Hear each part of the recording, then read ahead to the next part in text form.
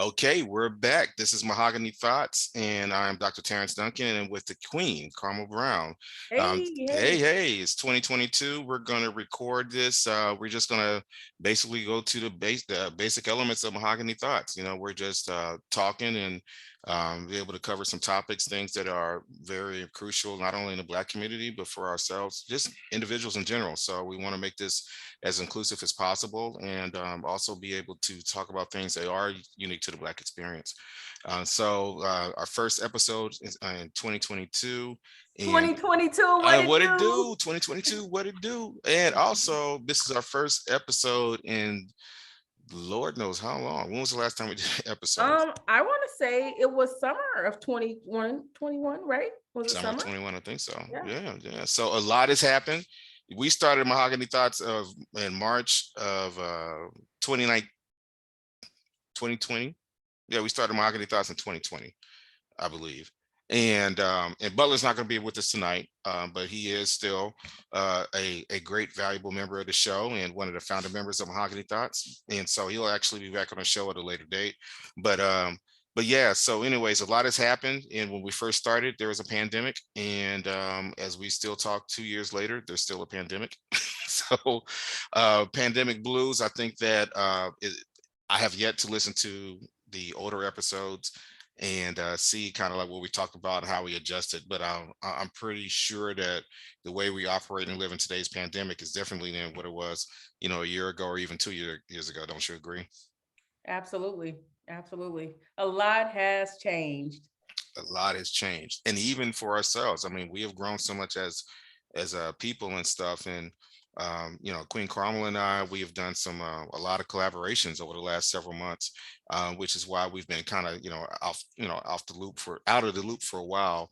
And so we're going to share those experiences. And so today our topic's going to be just kind of reflection, and also look at how to prepare for this current year. We had a good conversation offline before we went live, but over the past 6 months, Carmel and I was working with SIU, Southern Illinois University Small Business Development Center. We were consultants for the last half of the year off of the CARES grant. Met a lot of amazing people, people who are interested in starting a business, some people who didn't know what they wanted to do, but was interested in starting a business. And we had some existing businesses that wanted to grow.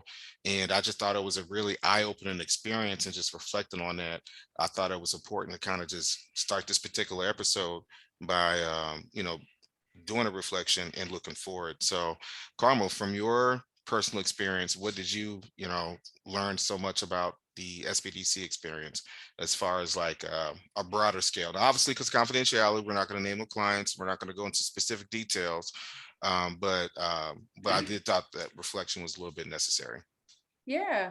I think for me, I learned that most importantly, a lot of minority owned businesses, especially startups, and even those that are existing, are just not aware of resources that are available to them to help start their businesses and sustain their businesses. And that there are a lot of funds out there. And some of those funds I wasn't even aware of. Hmm. And so, just having that assistance available, I think is kind of a hidden gem. And so, I think Dr. Duncan and I will be doing a lot of bringing some of that information and resources to the forefront so that the community understands that these resources are available to you as well. Hmm. In addition, I also learned that a lot of people are misinformed about what it takes to start and maintain a business as a business owner. Ding, You ding, ding. know, yeah, being an entrepreneur is one thing, but being a consistent and ongoing sustainable business is something completely different. And then, a lot of times people don't really have the endurance that is required to even get started in a way that's legal and ethical, and professional, because a lot of times people are just like, hey, I want the money, I want the money, I want the money. They want help, they want grants and funds to start up, but there's so many foundational things that have to occur that people are either not aware of, or they just don't have the patience or the endurance. And so I think a lot of them were very grateful to have a little bit of hand holding and someone to encourage them and push them through those things. Yeah, absolutely. And my experience is very similar to yours. It was a little bit eye-opening in a lot of ways. I think that you had a lot of capable individuals, very talented. Some of the clients, they had some very, very creative ideas, very creative visions, and it was a privilege and an honor to be a part of that experience. But I think that, like you said, a lot about it is misinformation. For example, there was a lot of misinformation about the purpose of the SBA and the CARES grant and EDIL and things like that. And you had a lot of people who were really believing that, if you go to SBDC, that they'll just give you a bag of money. And, that's not necessarily the case. And it didn't matter, um, the level of education or what they did professionally or the experience or where they lived. It was pretty consistent across the spectrum. I think the other thing too is the fear of the work that you got to put into it. Entrepreneurship is not an easy task, and it's kind of, messages like ours may be a little bit difficult to receive because of what we do professionally and how we're perceived, personally or professionally. But the reality is, like what you see in social media influencers, a lot of this doesn't happen overnight. you know um, what we've done over the last 6 months since our last recording does not happen overnight. And so I spent a lot more time working on the soft skills, and Carmel and I talked a lot about the energy and the mentality that you have to be as a business owner. And so again, I think that was something to kind of capture as far as like the mental aspects of running a business. And Carmel, what do you think was some of the more of the mental challenges that probably could have existed for maintaining a sustainable business plan? I think for a lot of people that were still trying to maintain their full-time jobs, that was one challenge where, as they're working really hard, kind of burning the candle at both ends, working late at night, trying to get their business off the ground, knowing that they have a full-time job during the day. Managing that is overwhelming for a lot of people. And especially if you don't have any help, you Yeah, don't have any mentorship, you don't think that you have resources. Trying to manage all of that is overwhelming. And for a lot of business owners, they end up getting a little bit on the depressed side and sometimes sure. a little anxious. Ready to Sometimes quit. yeah, absolutely. Yeah. And being a business owner can be very isolating Hmm. because you're working, working, working. It's like you're trying to fine tune everything. You're correcting things. You're responding to people. And it is a process. And so when you know that you have a job that you need to leave, or some people have already left their jobs, and some people now, I just want to make sure I clear this up because everybody's not trying to leave their job, their Sure. full time job. Right. Everyone that is an entrepreneur, business owner, does not have a goal to leave their full time job. Hmm. But most of the people that I've worked with, they either have already left their jobs or they would like to. And Yes. so, so I personally left my job. I had a state job and I left about 8 years ago when I started my first business. And I tell people all the time, don't use that as an example. I've had to talk a lot of people off the ledge because the last thing you want to do is just jump. I Right. know there's a lot of coaches out there, a lot of business and performance coaches and such that are telling people to jump, but that's not always the best option. And so it's important for you to get with somebody that can help you to look at your options and look at the consequences, the advantages and the disadvantages of staying at your job or leaving your job, because everyone doesn't have someone that's going to be able to take care of the financial obligations while they're building their business if they leave their job. And so you certainly don't want to add any unnecessary stress and fall into a deep dark depression for that. So that was just one mental health aspect of it. But there were so many, so Yes. many. Absolutely. And just touching base on what you just said about whether to quit your job or stay, it's really fun. It's really interesting and stuff because one of the things I used to tell my clients was to continue to read resources, look at resources and see what other people are doing regardless of color. I don't want to get too pigeonholed where we look at exclusively at African Americans and seeing what they're doing. Because, we talked about the numbers and the stats and everything like that. It's in the book and blah blah blah.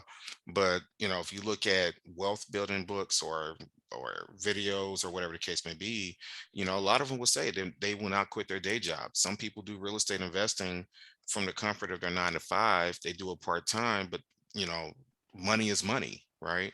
And so it doesn't matter how you get that dollar, you get the dollar. And for myself personally, 90% of my income comes from teaching, and they're all W-2s. And so, but my W-2s, the money I bring in for that exceeds a lot more than what most people do from a business owner. Now, I did go through a different path to get that particular point, but the reality is that if I quit all those teaching jobs and focus purely on a business, it's a 50-50. I increase the risk. I'll put more financial strain. I put a lot more stressors. Will I teach forever? No, you know, but the things that I'm doing to navigate, it continues when it looks on your W-2, when you look on your tax return, it's just income. Doesn't matter where you get the income. The other thing too, just to touch on briefly, is if you're going to quit your job, understand your taxes. We won't talk about it too much today, but a lot of people, they talk about they want to build the wealth or whatever the case may be, but if you're not understanding simple taxation principles, like there's like over 100 common standard deductions as a business owner that are, that you don't have to go to an expert to find out. You can just Google common business deductions, and they're not utilizing it. So for every dollar that you're bringing in, you're losing that particular ability to harvest it or even make it grow more, because of the fact that you're not understanding the basic financial principles. So I found that a lot too, and so I spent a lot of time educating as much as I could. But I know that we're kind of constrained of what we can provide with the SBDC. But also, as far as the SBDC twos, like you said about the mentors, we want to provide a culture of mentorship. And for those who are not in the St. Louis region, we do stay on the Illinois side. So there are pockets of Illinois that are not faring as well, especially there are predominantly Black communities. And a lot of it is not only just from the investments not going into the community, but it's a lack of mentors, sincere mentors. You talk about performance coaches, they want you to be risky. They try to appeal to your appeal to some of your inner motivational, intrinsic motivations. And so because of that, you're going to continue to pay them, and they want you to leap. But the thing is, they're not leaping. Like they have a carefully constructed plan to get you in this room to have you pay and continue the business model. They're not leaping. If they leapt, they made that leap because they already have the money to sustain them to take that particular risk. Yeah, absolutely. And that is critical. I know for me, there was a lot of preparation. Like you need to have your credit score in order. You need to have some initial capital that you can invest in your business.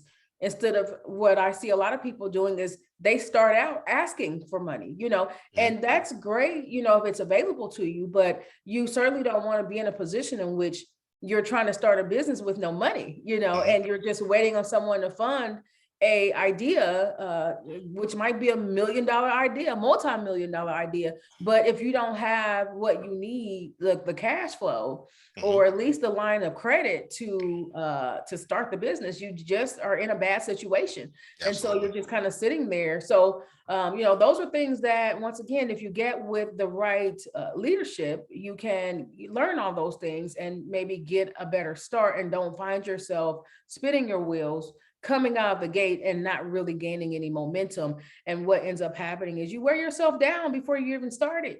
Yes, absolutely. Which is a great segue, and it's a natural segue to preparing for this current year. So, we're talking about, leaping and, making a consideration. Should you quit your 9 to 5 to do an entrepreneurship approach or whatever the case may be? Like I said, one size does not fit all. So, you need to have a team, people who are educated in that particular area, entrepreneurship, people that have been doing it for a while, sustainable, and experts as far as from a financial perspective, how it's going to affect your bottom line. That's who you should be consulting with to make that decision. Your family may not be a good consultant, because if they're not, if they're not aware of a lot of financial principles and things like that, their advice is going to be opinionated and it's not going to be grounded in fact. You want people to, if you want to have a business and maintain a business for the duration of your life, or for a particular time period, you need to consult with the individuals that can tell you, are you making the right decision? So the main focus of this particular episode is to look at how do you prepare for a year like 2022 and beyond. Um, so We have done a lot, and we're not going to go too much into that and stuff because we wanted it to be about you guys. But some of the things that we have done over the last 6 months has prompted us to really reevaluate how we're doing things in 2022, and we want to share that. So, for uh, well, Queen Carmel, I know that you're talking about the growth of your practice in your gym and stuff, and so just if you wouldn't mind just sharing, like, how do you look at your current situation and prepare for the future? You don't have to go into specifics because I know some things are still under wraps, Yeah. but just like, can you like explain what your thought process is before I would share mine? Sure. Well, the first thing I'd like to say, Dr. Duncan, is don't beat a dead horse, Yeah. and and also go where the momentum is. Do not do things to slow down or hinder momentum. So you have to pay attention. And on top of that, I have to say that you don't have to do what you've always done. That's one of my favorite things to say. I like Meaning that. what worked for you in 20 I opened my first business in 2014. Hmm. So, you know, just because something worked for me in 2014 doesn't mean it's going to work for me in 2022. That's several years down the road. And, a lot changes business wise. So with my gym, there was a time when that we were busting from the seams in the, in the building. There were so many people in there. We had so many members and such. And it was all about the quantity. And so now that, we've had this pandemic for the past 2 years, the gym has really slowed down because, there was a time when we were closed for a few months because we had to be, and not to mention, of course, my practice was rolling prior to the pandemic. It was already, there was a lot of momentum, but once that pandemic hit and there was a mental health crisis all of a sudden, and my gym was closed, so my therapy practice, then that's busting from the seams.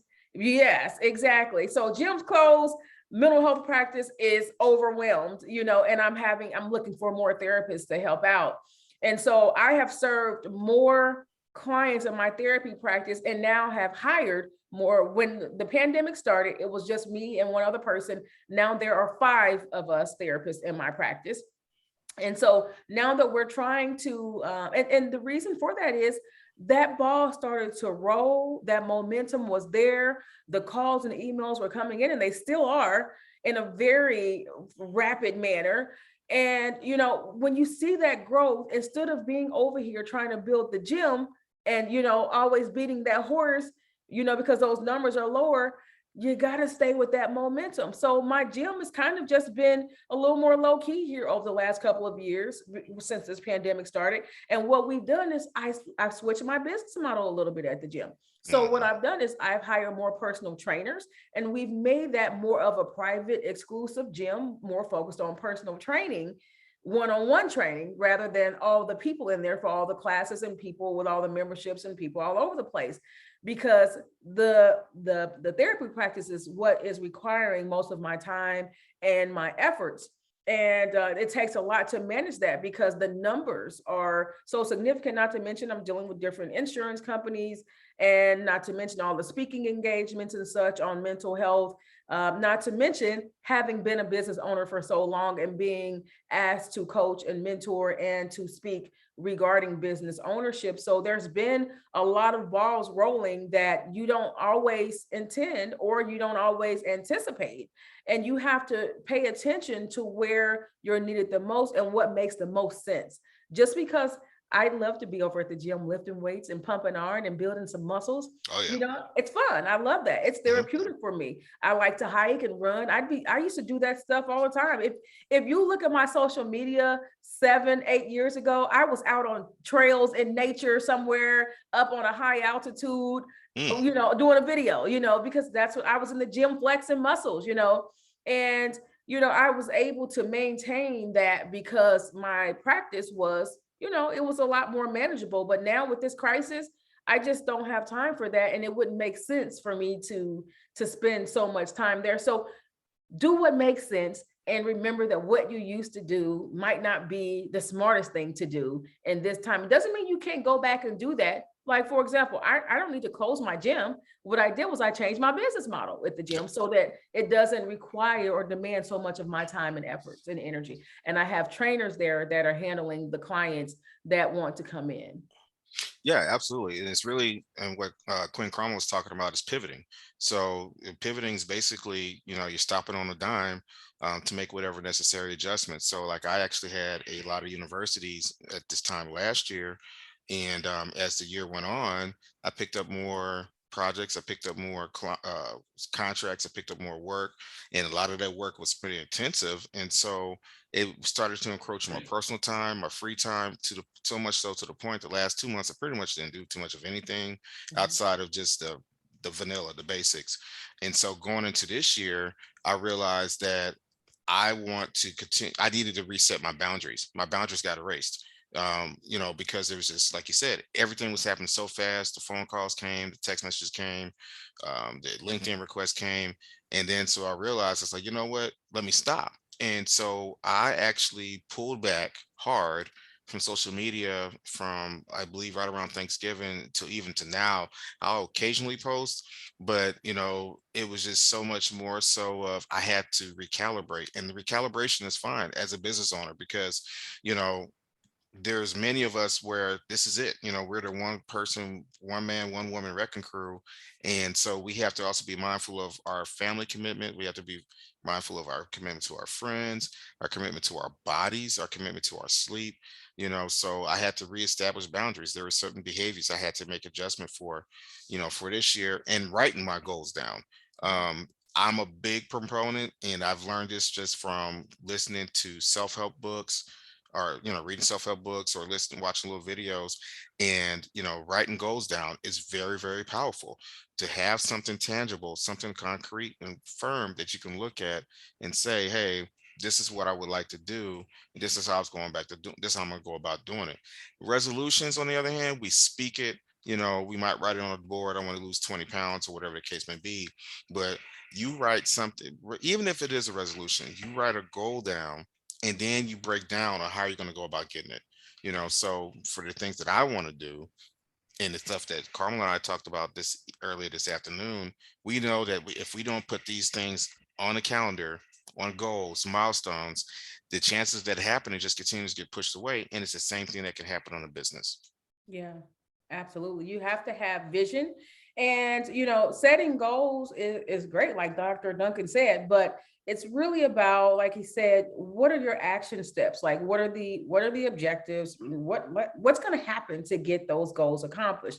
And not only writing the stuff down, but your daily habits have to be consistent with Yes. those goals and those action steps. You can't just write it down and plan it and know what needs to be done and what you want to do, and not get up every single day and make sure that you are making progress, that your daily habits, your behaviors, what are you spending your time doing? That is very important, because if Mhm. you're sitting around watching television for several hours a day, or you're on the phone, or you're hanging out a lot, hey, Dr. Duncan and I can tell you, being a business owner, if you want to succeed, if you want to experience the growth that we're talking about, that we've experienced, it can be isolating, It is you know. very, And he very. and I have talked about that together, sometimes, that if you're not careful, you will have worked and worked and worked for a few months and not seen any of your friends. You Yep. haven't hung out at all, because that time goes by. And so it's important that you make sure that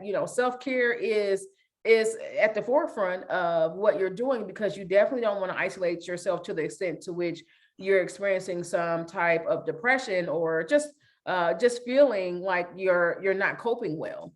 Yeah, So that's absolutely. important. Yeah. So that's one of the big mental health issues too, that Dr. Duncan, you asked me earlier, is just making sure that there's balance. A lot of people lack that balance, and sometimes for the good, and not so much, because some people don't have balance with, they spend a lot of time in their social life and not spending enough time working on their business. Yep. And then some people are spending so much time working that they don't have healthy relationships or a social life, and they're not engaging in self-care.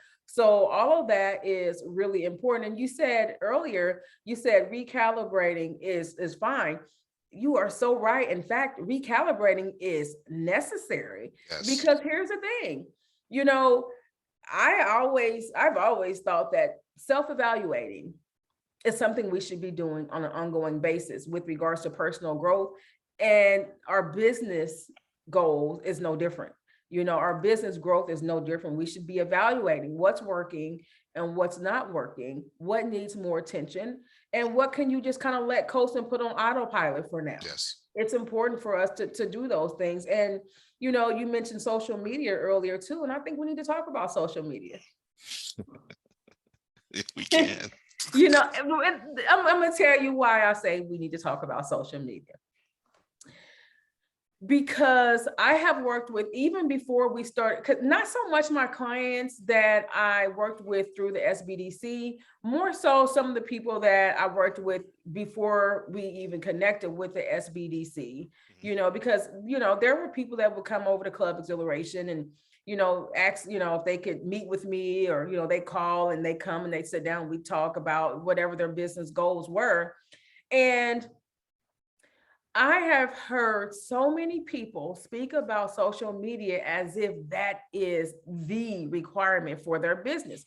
And I see some people becoming a slave to social media. Now, you guys hear the growth that we're talking about, numbers that we never exceeded before, and we've always grown every year as business owners. But we're at a point where we just can't even be on social media that much if we really wanted to. And I used to do a lot of social media stuff, but as you start to grow in your business, you just won't have that much time for it like you used to, and utilize the time that you can. But social media, I don't get money from social media. The people that patronize my businesses, aren't necessarily getting to know, they may get some information from social media, but not being a slave to that and comparing yourself to what you're seeing on social media, Absolutely. because a lot of business owners think that I should be doing more. I should be doing more. Some of the people that look successful on social media, they may be popular. They may have 500 likes on everything they post on social media, but they may not be making any money. And you may see some people that have 2 or 3 likes on social media or rarely post on social media, but they might be making a lot of money. So here's the thing, the type of business you have Yes. really does dictate the extent to which you need to be on social media, and whether or not social media is a determining factor in whether your business succeeds or not. What do you think, Dr. Duncan? I think that you're actually accurate. And one of the things that I've talked about my deficiency in social media, because I'm not a fake person, and there's things I'll put on every now and then just for fun, for giggles. But I don't put 95% of my life on there. So everywhere I go, everything I do, I don't post it on there. And even if it's posted, I don't like to talk about it, because if you're going to talk to me on a regular basis, you're going to know my activities and my movement. And Sure. so, like, we talked about something today. We didn't talk about what I did over the weekend. And when I'm talking about what you're doing later on, because that's a private conversation. So be able to, go back to creating boundaries, you create those boundaries. Now, if you are a e-commerce business, to be honest, the best way to grow your social media brand through e-commerce business is probably to have a social media manager. You got people who are experts in being able to do what you're doing. So if you're saying that you need to use social media as a means to do your marketing, it works for a little bit of time. But if you're in 2020, late 2020, and you started your business in 2021, and it's been 13, 14 months later, and you're still just getting the same results, like Queen Carmel said, it's beating a dead horse. You have to stop. So even for myself, with some of these things that are going to come out in the next several months, um I'm going to use a social media manager to do that. I'm not going to, the books that I've completed, I completed the third one in October. I haven't even promoted it. I've sold, but that's just from attaching my name and my website to different things. I've gotten requests for proposals because of my net websites attached to certain things. They're not based on social media. All my stuff that I do get referrals from is actually from LinkedIn. And I probably post on LinkedIn maybe once or twice a month, if that, So, and even just during the conversation, I just saw one of my former students that reached out to me for something. And that's usually how it goes. Like you said, it's word of mouth. Additionally, when we talk about being a slave to social media, you can do social media if you set your boundary. But at the same time, when you start looking at and worrying about, I don't say worrying, but when you start looking and just getting involved with other people are doing on social media, and you're trying to be a business owner, that takes away. And it's not the fact, it's not like, oh, Dr. Duncan's his passion on social media again. No, it's a scientifically proven fact. It's a research fact. And if you look at how people are with their time and productivity, you surveyed them, the majority of people don't use social media. And again, a lot of those people who are high level influencers who's doing things like that and are making sustainable money, over a sustainable business model, the majority of those people have a social media content manager. They have somebody that's going to reply. And so if you want to increase your revenue and your profits, that's when you will look at that particular type of consideration. Your actual physical activity on social media is taking you away from doing other things. Another thing is, it's like even this thing.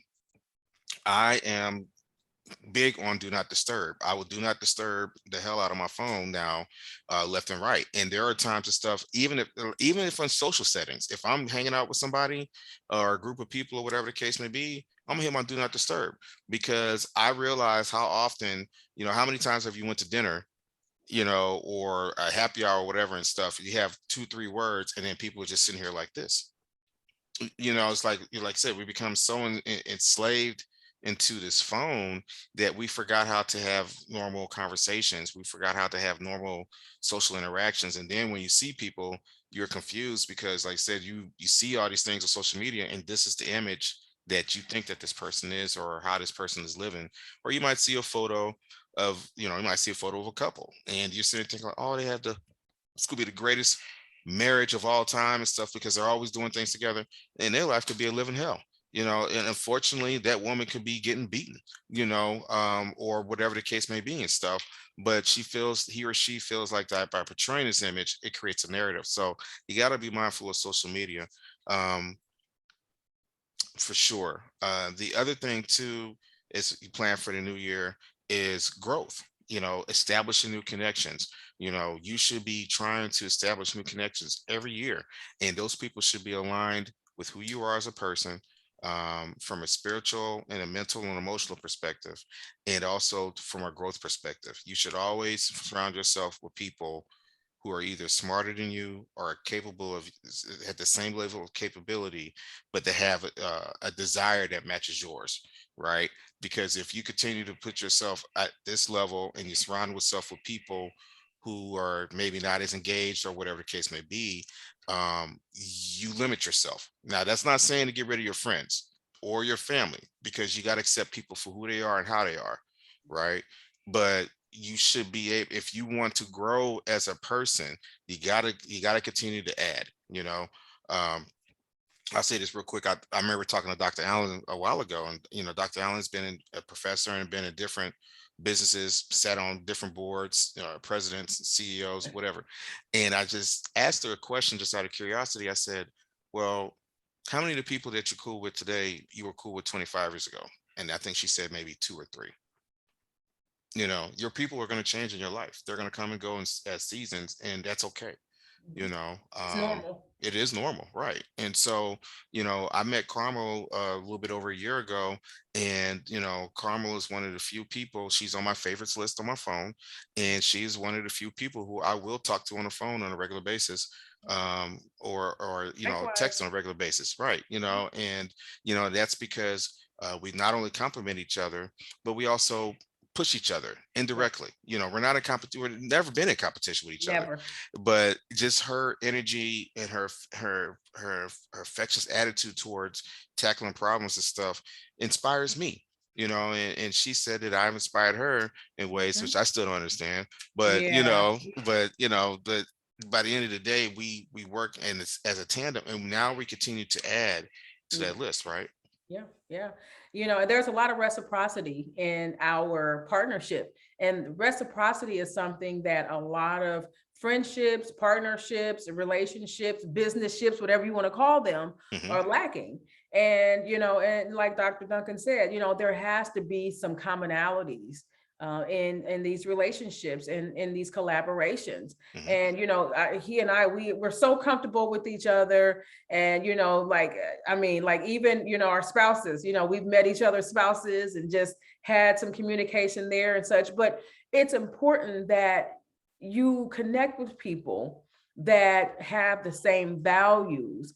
And I know Dr. Duncan, he encourages me, I encourage him, and we push each other, but at the same time, we're okay with giving each other advice, feedback. You have to be able to take that constructive criticism. Make sure that you are connecting with people that you feel comfortable allowing to criticize you, because Yes. then that causes problems too. Because some people don't do well with correction, you know what I Hmm. mean? Hmm. And that is the problem in itself. I won't get into that right now, because that we'll go into it tomorrow with that. Yeah, I But know, right? our businesses are like a marriage. Yeah. They really are. And so the same values apply. Dr. Duncan was talking about social media, comparing. You don't want to compare your marriage to a marriage on social media, Or your because relationship. like he Yep. said, Hmm. yeah, you don't know what might be going on. It's not necessarily the true picture. Hmm. Dr. Duncan, you stated that 90% of your life you don't put on social media. Guess what? 90% of most people's lives aren't on social media. So we're judging, Up to well, not 10%. judging, we're misjudging, yeah, Misjudging. off of Yeah. that Yeah, I like that. 10%. Yeah. It's not a true picture of what's actually happening. So we have to be very careful with that. Hmm. So, outside of that, just knowing that you don't have to always be on, you Yes. know, it's okay to be off, not just social media, but you don't have to always be on the clock, always have to be working. Take some time to relax and decompress. Like Dr. Duncan said, when you're amidst people, pay attention, focus, be mindful, be present in the moment Absolutely. Be and present in the connect. moment. Yes. Yep, Yes. truly connect. And then also for business owners, or actually, I know we talked a lot about businesses, and a lot of what we talk about business applies in regular individual households, relationships as well too. One thing to keep in mind too is to continue to read and grow, learn and grow. I'm not going to say read, because there's so many different ways. You can do audiobooks, you can listen to videos in the background, or whatever the case may be. Find a good storyteller. Find a good storyteller that can provide you some valuable nuggets in life. The majority of us do go to church on a regular basis. Some of us may not go to church on a regular basis, or listen to a couple of sermons here and there. But what makes a pastor so appealing is not so much of what he's saying, but it's the stories that he's telling, the nuggets of life. Things that could apply to yourself, to apply to maybe a certain situation. And find those people who are genuine and authentic, and that appears to have your best interest at heart. Don't be around energy vampires, in 2022 and beyond and stuff. If those people, yeah, and also realize that are people are not going to think like you. So the way that I look at things and the way I may feel about certain things, I understand that those in my corner, my very close circle of really close friends, they don't think like me in a lot of ways. There's some areas where we're compatible, but I don't expect them to react the same way like I may react to something, and that's totally fine. We have to really stop. And I know I've said this many times, we have to really stop trying to put people in these little boxes and have them live a certain lifestyle. A married person today, a married man can do this, a married woman can do that, but just because you may not approve of this and that, that doesn't mean that the other person is okay with that. They have their particular perception of what's okay and what's not okay, and that's fine. Same thing with relationships, whether you're dating or if you have a friendship. If you don't approve on something that somebody's doing, that's your prerogative. You have your reasons for doing it, but don't chastise the other person for doing it. Let them be who they are. And a lot of times that might be part of their journey. And maybe that's preordained by the Lord for them to help find themselves during that journey. Right. So who are we to intervene? Let things be organic. That's another recommendation as you go into 22. Don't force the issue. So even if you want to start a business, don't force it because you had a great idea. Like Carmel has said about her business and her shift, she had to think it through. She realized that the pandemic happened, mental health became a pressing need. She had the ability to pivot into it, and that's what she focused on. She didn't want to keep saying gym, gym, gym. Okay, we got to keep our health up so we can, fight coronavirus. It focused on mental health, which then expanded to different things. And now her business has grown in ways that she probably never saw that would have done maybe 10 years ago. Correct? Yeah, absolutely. Yep. You hit the nail on the head. Yes, absolutely. So there's a lot of variety of different things that, we could talk about. But I think that if we do that, we can go on and on all day, but we just wanted to have just a general conversation. Oh, I did want to say one thing too. If you are a business owner, make sure that you understand your taxes. If you don't have a tax expert in your corner and you may not feel that you can afford him or her, there are a variety of resources available. I always say, did you document your miles to every person that I met with from the SBDC? Are you claiming your mileage? Are you claiming your auto expenses? This is not illegal. It's actually legal. It's actually in the tax code because the tax code is not designed for households. The tax code is really designed for businesses. And for business owners, you can really optimize a lot of these deductions that are easily on the fingertip. If you're not sure about what you could claim, Google "can I claim meals?" and they'll tell you exactly what you can claim and can't claim and how to claim it. And make sure you start keeping your receipts. We are on January the 18th. So make sure that you have a picture of your odometer at the beginning of the year and at the end of the year, and keep your track of your mileage so you know the percentage of use for your business mileage and your deductions. Make sure you're documenting your business purposes. Make sure that you're using, if you don't have a business credit card, make sure you designate a credit card for business expenses and have a record keeping system. Those things really make a big difference because the more that we reflect on task, not so much of the goals, but the more that we focus on doing these tasks on a regular basis, our goals will continue to be met.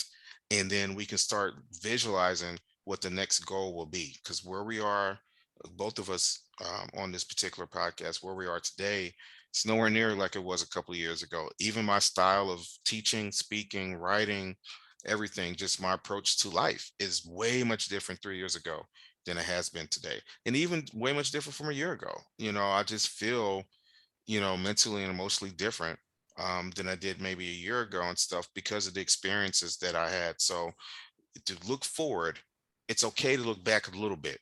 Mhm. But like Carmel said, I really like the analogy about beating a dead horse. Let's stop beating a dead horse and let's look forward.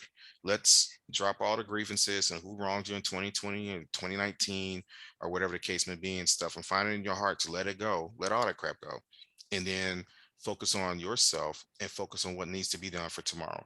Because those people who have made millions of dollars during this pandemic, or people who've been able to make some significant moves as a business owner or for a household, for a family, whatever the case may be, they did that because they had to let it go. And so that's something that you really, if you can't do anything else, learn how to let go and really work on letting certain things go because things will not always go your way. Absolutely.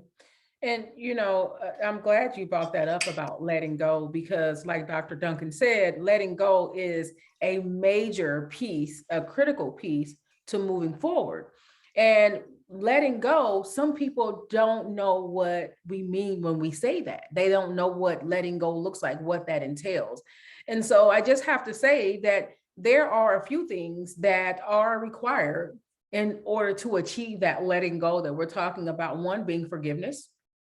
you know that's a big part of it. Who do you need to forgive? What do you need to forgive them for, and Hmm. why? Hmm. And another piece to that is acceptance. Acceptance is a huge part of letting go. Accepting that whatever it was that happened, that it happened. Yeah. Accepting the impact that it had on your life, your quality of life, or whatever occurred as a result of that issue or that behavior, that act, whatever treatment you received from whomever Hmm. that hurt you. And the other thing is gratitude. Gratitude is a big part of moving forward and letting go as well. Thinking, even though something bad may have happened, being grateful for whatever you gained. How did your life improve what was positive about that relationship, even though you may not go back to that relationship, because forgiving and accepting doesn't mean you have to revisit the relationship. It doesn't mean you Absolutely. have to resume the relationship. It just means that you're disconnecting and moving forward in a healthy manner, in a healthy state of mind. And you're not holding on to any grudges or ill feelings that are hindering your well being or quality of life. And Absolutely. so, yeah, and so being grateful because, like even with breaking up in romantic relationships, I hear a lot of people say, I wasted all of my time with this person all these years and I could have been doing something else. I could have been with this person. And I always stop and ask them, how do you know that? Yeah, How do you know that's true. that you would have been in a relationship with someone better or anybody at all had you not been with that person? It's not time wasted. Let's engage in some gratitude for the time you spent with that person, even though you have to walk away, and think about what actually happened that was good instead of focusing on all the bad things. So accepting what didn't go well, but being grateful for what did.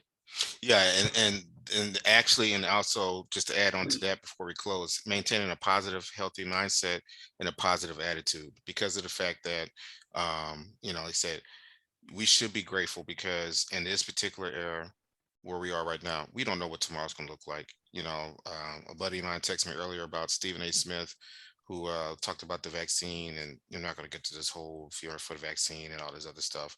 But, by the end of the day, I was just saying, it's really funny that we're having this debate about vaccines and effectiveness and all this other stuff. I said, but just imagine if we never had a vaccine.